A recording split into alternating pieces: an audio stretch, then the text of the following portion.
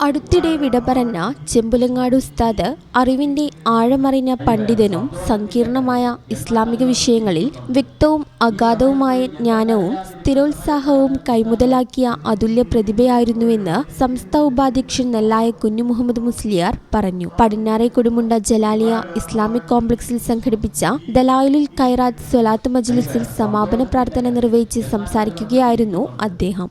പാണക്കാട് സയ്യിദ് ലിയാഖത്തലി പൂക്കോയത്തങ്ങൾ ഉദ്ഘാടനം ചെയ്തു. നിഷ്കളങ്കതയും വിനയവും കൊണ്ട് തന്റെ ആത്മീയ ഔന്നത്യത്തെ മറച്ചുവെച്ച പരമസ്വാധികനായിരുന്നു ചെമ്പുലങ്ങാട് ഉസ്താദെന്ന് തങ്ങൾ ചൂണ്ടിക്കാട്ടി.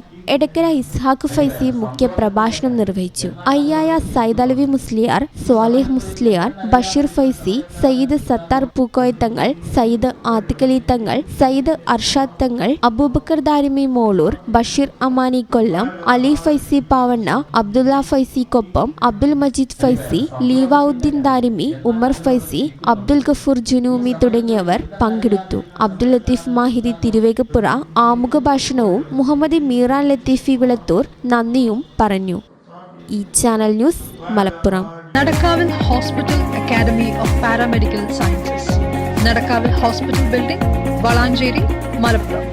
Phone number 04942084 010 7034071111.